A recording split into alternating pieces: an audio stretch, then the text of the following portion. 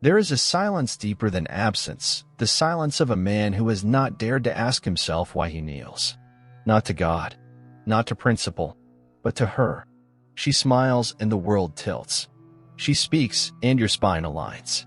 She touches your shoulder and centuries of instinct erupt beneath your skin like fire beneath ice. You think this is affection. You think this is connection. But Socrates would have told you, this is hypnosis. It is the ancient, seductive spell cast not by love, but by the unexamined soul. A man can conquer nations, command legions, carve his name into the granite of history, and still be ruled by a gaze he cannot interpret. He builds, achieves, transforms, but inside, he is starving. Starving for the nod of approval, the glance of validation, the sigh of affection from a woman whose silence wounds him more than war. Socrates was surrounded by men like this. Warriors in the agora, statesmen in robes, each convinced they were rational, sovereign, wise. But he saw their eyes, always glancing sideways, always hungry for acknowledgement from the feminine. Not because they were weak, but because they had never questioned the source of their desire. And so he asked, not them, but himself, what does a man become when he orbits what he does not understand?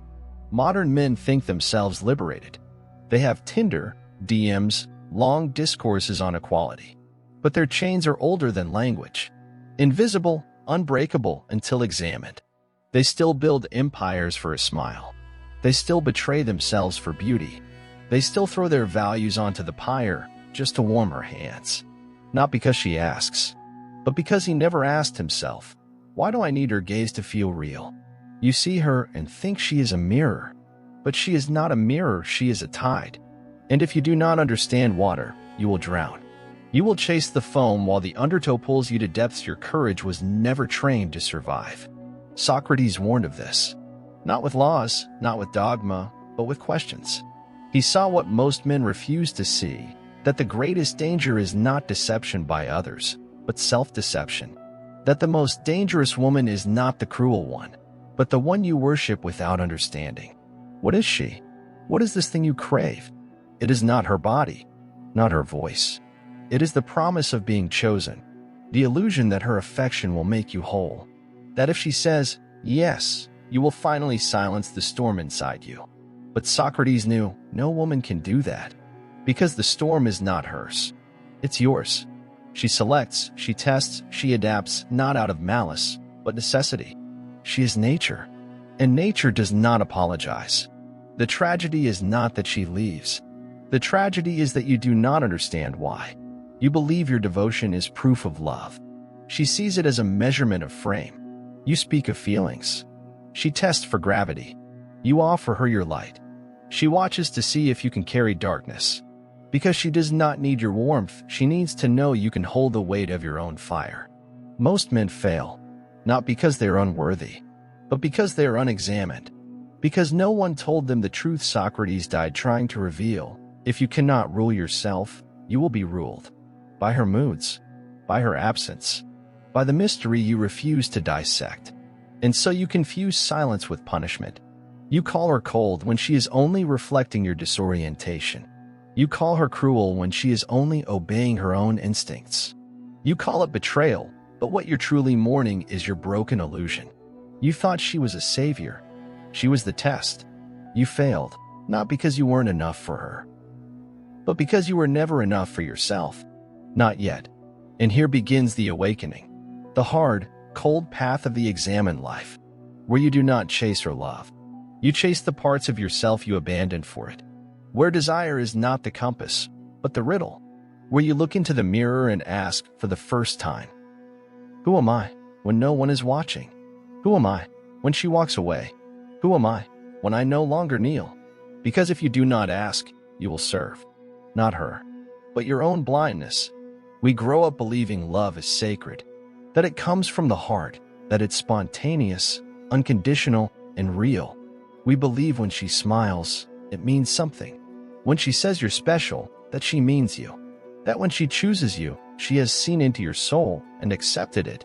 But Socrates, long before the language of psychology or seduction, saw through this. He knew the human soul was not ruled by reason, but by appetites.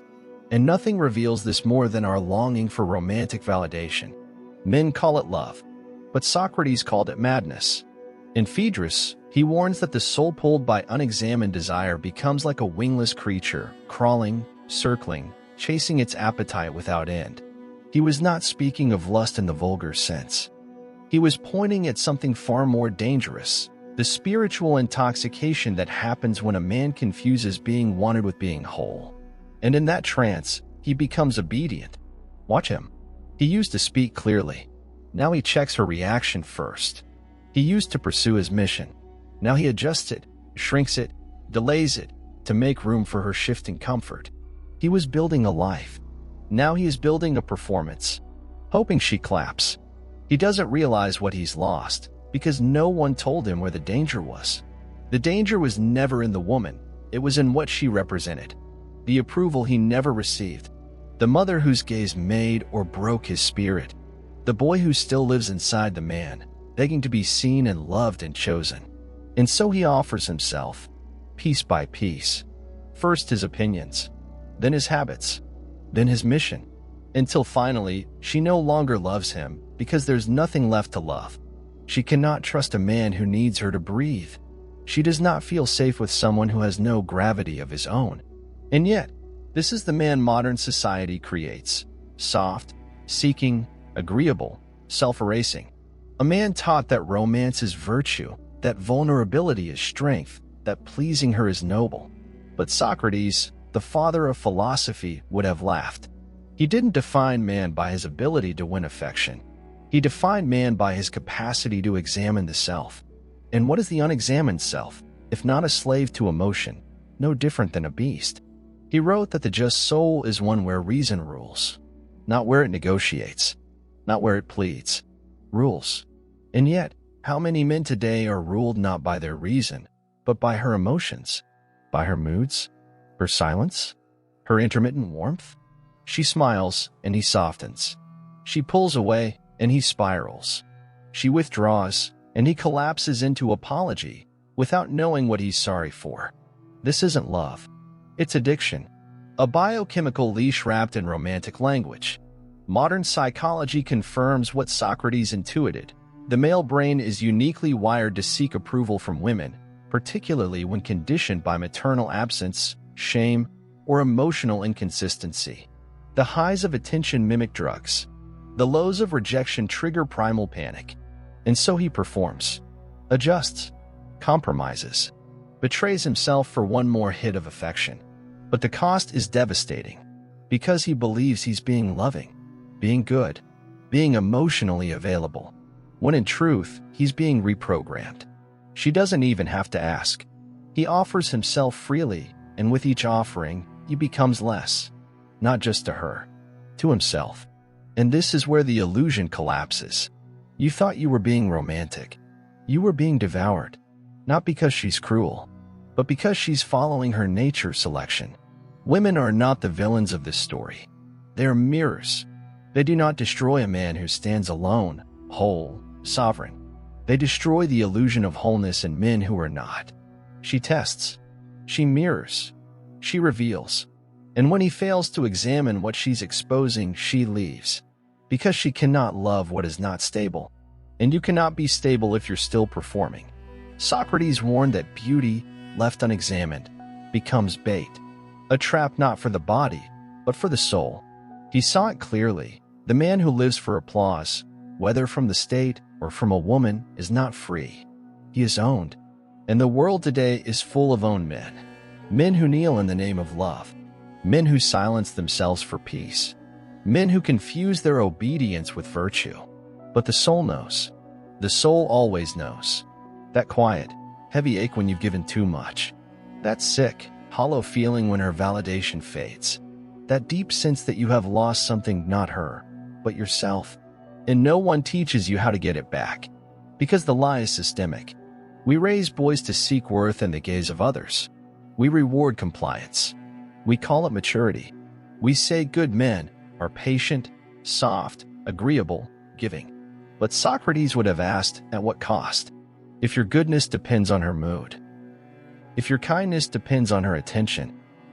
If your sense of self depends on being chosen, then you are not a man. You are an actor, and your life is not yours.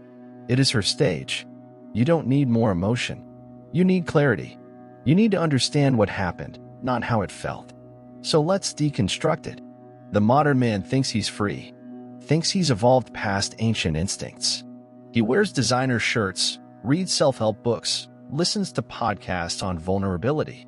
But put him across from a woman he desires, and all of it collapses. The logic, the posture, the autonomy. Gone. Replaced by a subtle, almost invisible compliance. He starts to adjust. Not loudly, not with grand gestures, but with small, unnoticeable compromises. He filters his words. He shifts his schedule. He calculates how every move will land in her eyes. And worse, he thinks this is love. It's not love. It's loss of frame. Socrates wouldn't have called it romantic. He would have called it intellectual failure. Because once you're acting to secure her approval, you've exited the domain of reason. You've become appetitive, reactive, governed by something you can't even name. And you think you're choosing her, but what's really happening is that your choices are being shaped by her presence. That's the difference. Modern society doesn't teach you to detect this. It encourages it. Because obedient men are easier to manage at home, at work, and in the voting booth. Men who defer to emotion, men who outsource meaning, men who can be softened by disapproval. These men don't build anything that lasts. Socrates warned about this over 2,000 years ago. He called it tyranny of the appetites. When the desire for pleasure overpowers reason, the man becomes fragmented, first morally, then socially. He starts thinking in terms of what he can get, rather than who he must become. He builds goals not around purpose, but around access, especially to women.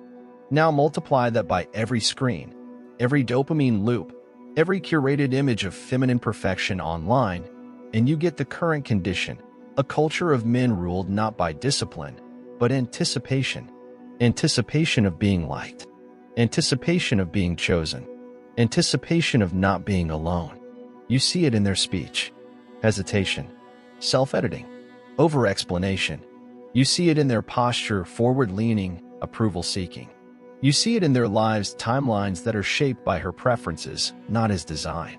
This isn't chemistry. It's conditioning. And it's not new. The Athenians were already infected by it.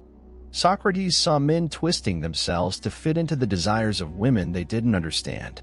And instead of blaming the women, he studied the structure. He wanted to know why men give away their agency so quickly, and he found the answer. They never built it to begin with. Because no one teaches men to govern themselves. They're taught to perform. First for teachers, then for bosses, eventually for women. The audience changes. The behavior doesn't. And when the performance fails, when she leaves or pulls back, he collapses. Not because he lost her, but because he lost the thing that gave his actions context. He never had a mission beyond being accepted. And that's why it hurts so much. That's why rejection doesn't just sting, it breaks him. So what did Socrates offer in return? A framework. A life where reason leads. Not to suppress emotion, but to contain it. To order the psyche. To create hierarchy within the self so external events don't cause internal collapse. Socrates taught that the man ruled by reason doesn't panic when affection disappears. Because his purpose never depended on being seen. His choices don't fluctuate with her mood. That's not cold. That's control. Modern culture frames masculinity as something to be softened. Socrates framed it as something to be structured. Not according to trends, but according to internal alignment. If you haven't decided what matters most, the world, and every woman in it, will decide for you. Not maliciously. Mechanically. You're not being manipulated by women. You're being manipulated by your own lack of direction. The world simply fills the vacuum. So no, this isn't about hating women. It's about understanding the architecture of influence. It's about realizing how quickly behavior is shaped when the inner framework is missing. You aren't suffering because she didn't love you. You're suffering because you built no system for what to do when she doesn't. And that's what Socrates asked men to build, not charm, not technique, not tactics. A system, a structure. A set of principles so well defined that no external affection could reroute them. Without that, you are programmable. You are polite. You are agreeable. And you will be forgotten. So stop asking what went wrong with her. Ask what was never structured in you. Because that's where the shift begins. Not with her choices. With yours. The first thing Socrates would dismantle is your language. Not the words you speak, the assumptions built into how you speak them. Especially phrases like, I just want to be good, or I want someone who sees the real me. Socrates didn't trust these kinds of desires. He saw them as traps. Because they sound virtuous, but they come loaded with dependency. On someone else's judgment. On social consensus. On a need to be seen. So instead of affirming your feelings, he would interrogate your premises. Why does being good matter to you? What do you think you're owed for being honest, kind, open? Why is someone else's gaze your emotional barometer? He wouldn't wait for a satisfying answer. He'd keep pressing until your beliefs collapsed under their own weight. Not to humiliate you, but to prove that most of what men call identity is just unexamined ideology. That's the beginning of reconstruction. Not affirmation. Interrogation. If you built your identity around being chosen, then Socrates would strip that away first. Because being chosen by anyone means you gave them the criteria. You played by their rubric. You submitted to their lens. No self-governing man does that. Socrates was surrounded by Athenian men who wore titles, built reputations, mastered rhetoric, and still broke under pressure. Because none of it was theirs. Their values were inherited. Their status was borrowed. Their public image was curated to meet expectations. So when those expectations shifted, as they always do, the men lost orientation. Today it looks different but functions the same. The average man's self-worth is still outsourced. To a partner. To a performance. To a perfectly staged online identity. It's why he's terrified of silence. It's why he overcommunicates, overshares, overdefends. Because deep down, he suspects that without performance, he has no presence. That fear is exactly where Socrates would focus. He wouldn't suggest tactics.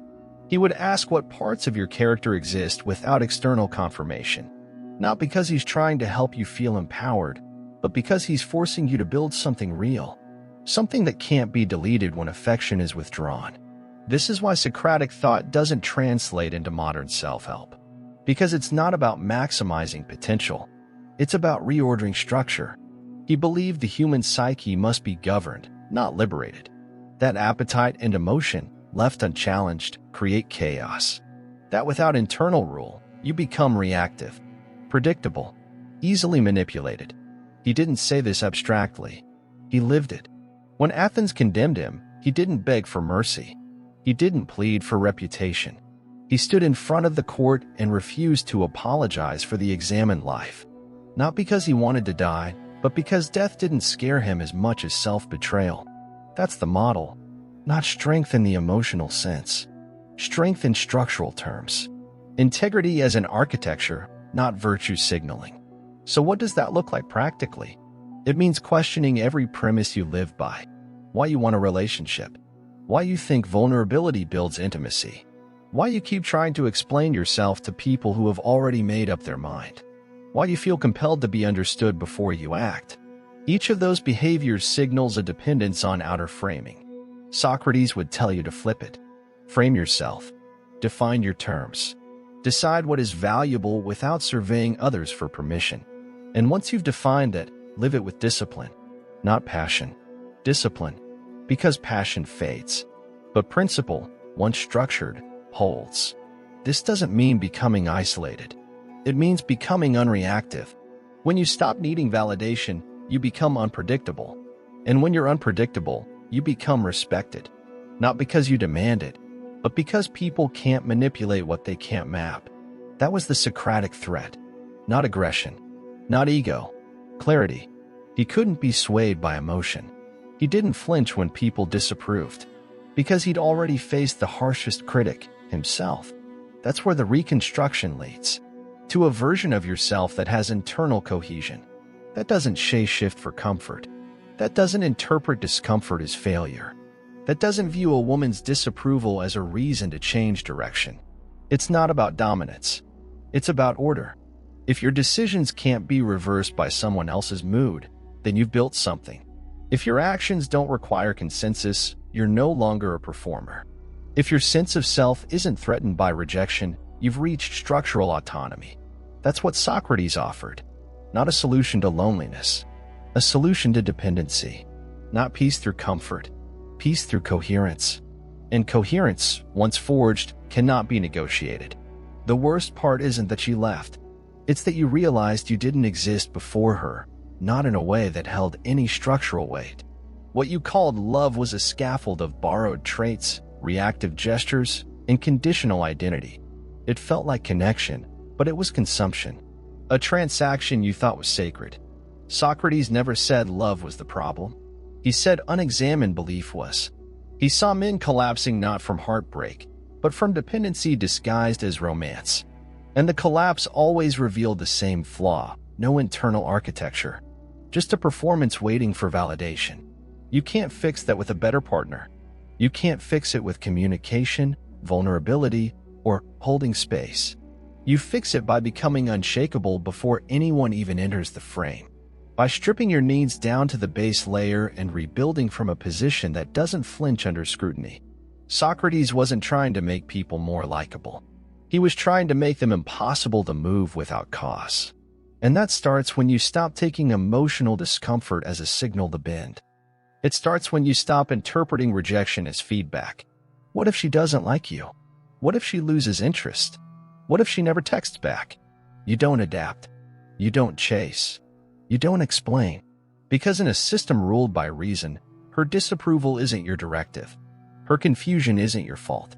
Her exit isn't your failure. It's just data, information, nothing more. The examined life treats affection as a variable, not a goal. It's a factor, not a principle. You can value it, but it doesn't define your decisions. And that's what makes you powerful. You're not indifferent. You're independent. You stop offering rehearsed vulnerability in hopes it will make you lovable. You stop softening every sentence so she won't misread you. You stop presenting an edited version of your ambition, your pace, your direction, just to keep her interested. Because the moment you do that, she's not seeing you, she's seeing her influence. And once that happens, you're not building intimacy. You're being shaped. This is what Socrates dismantled in men. Not their desires, but their need to be validated for them. He didn't tell people to stop loving. He just showed them what it looks like when love replaces structure. It becomes chaos, and eventually collapse. The man who needs her to stay will always adjust to prevent her from leaving. That's not leadership. That's fear management. So what does resolution look like? Not peace, not closure, not a better story next time. Resolution is when you realize your posture doesn't change, no matter who walks in or out of the room. It's when her presence doesn't reroute your structure. When you can experience affection without outsourcing identity. When you can be fully visible without offering yourself for revision. And yes, you might lose people. People who were never engaging the real version of you anyway. But what you gain finally is something you control. This isn't empowerment. It's accountability. And it leaves no one else to blame. So if you still want connection, good. Socrates wasn't against connection. But he made one thing clear: it must never be a substitute for self-governance. No one should make you rewrite your foundation just to feel loved. And if they do, it's not love. It's leverage. Now here's what I want from you. No performances, no filters. Leave a comment answering this. What is one belief about love or relationships you used to hold that now feels like a lie? Don't turn it into a quote. Don't make it sound smart. Say what actually changed in you, even if it's ugly. Especially if it's ugly. Let's see who's still performing and who's finally reconstructing.